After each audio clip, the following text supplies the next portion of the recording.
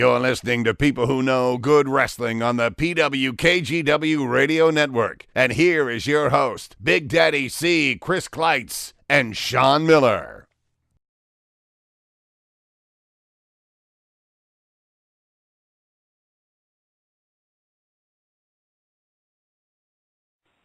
Good. One of the names you mentioned there just a moment ago, Savio, was Frank, Bruiser Brody. How huge, how big was he over in Japan? I mean, well, not actually anywhere he went. Just how big of an impact did he have on the places that he would come into, and not only that, but on the crowds as well. Well, that guy was what, 6'7", 6'8", something like that. I'm not sure, something like that. And you see that big monster coming out with his hair, his beard, barking like a dog, crazy everywhere. In Japan, when he come out, he started doing that, and he just go through the people running everywhere, and he's throwing chairs, and he was he was on top. Working against Inoki, working a tag team, him and Stan Hansen against whoever was a big time. They got the guys' genes, the Americans, against locals, the Japanese. Also here in Puerto Rico, when I met Brody the first time, he was I was a security guard by that time, I remember. And everywhere he moved, I was almost close, no next right there because I give him his space. But everywhere he moved, I was there with him, because the fence here was kind of hardcore.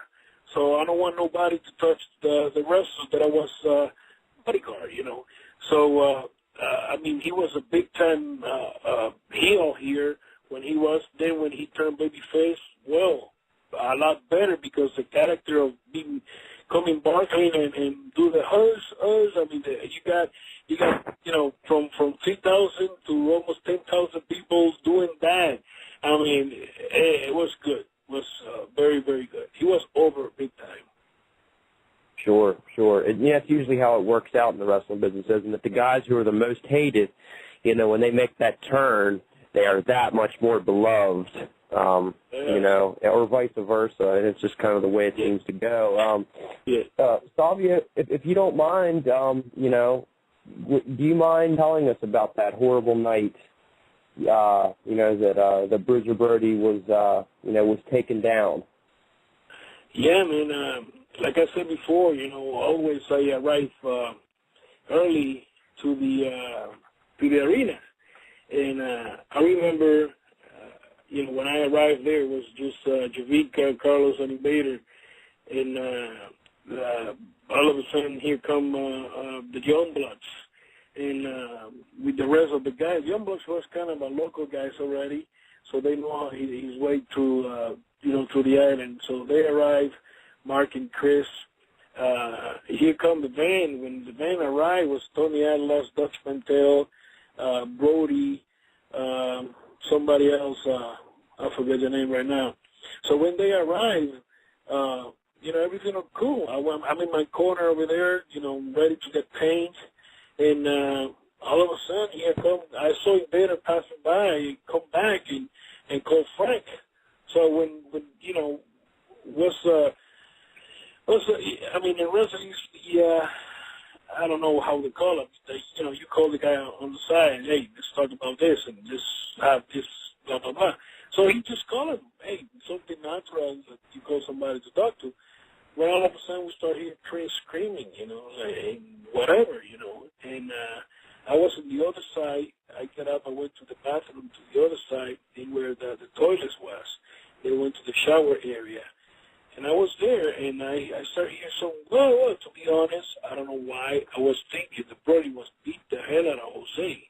I don't know why, And when we running out to see what's going on, what I come to see, because it was just one door, everybody's like, I want to go in and not, or whatever. When I just went in, I saw Carlos grabbing Jose by the waist and pulling him back. Jovica was on the side.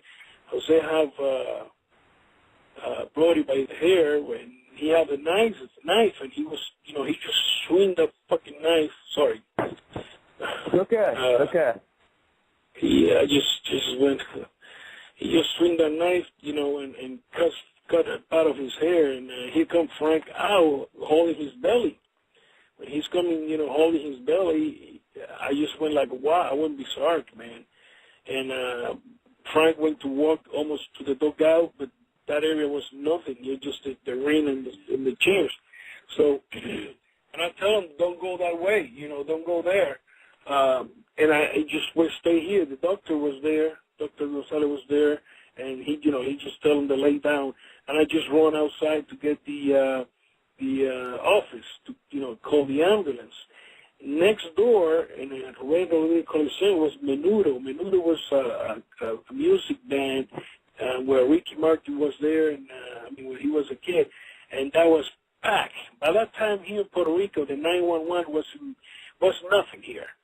So, when I went to that office, almost tear that door down, nobody was in that office. The guy was in the front. Here I come. At that time, I remember, I have some wrestling underwear, and I run outside with no pain, no mask, no nothing. It wasn't time for no gaga like that. And I just start screaming to the guy. And I say, call the ambulance. We got somebody, and explain the guy. And the guy was, calm down. I almost say it again. I said, I can't have come down. Call the ambulance right now. We have somebody injured here. Call it. I was the ambulance take sometimes because, but like I said before, here wasn't the 911 wasn't no deal. 911 doesn't exist by that time here in Puerto Rico, and ambulance was limited to the towns. So when you call an ambulance, okay, ambulance gonna make it, but so I don't know what happened in the other side.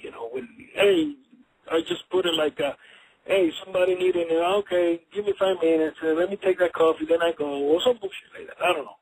Well, all of a sudden, the ambulance arrived. They took Frank, and Frank was alive, and they took him to the hospital. The doctor says he's hard because bubbles coming out of the cut. So they took it to the hospital. They operate him, and through the night,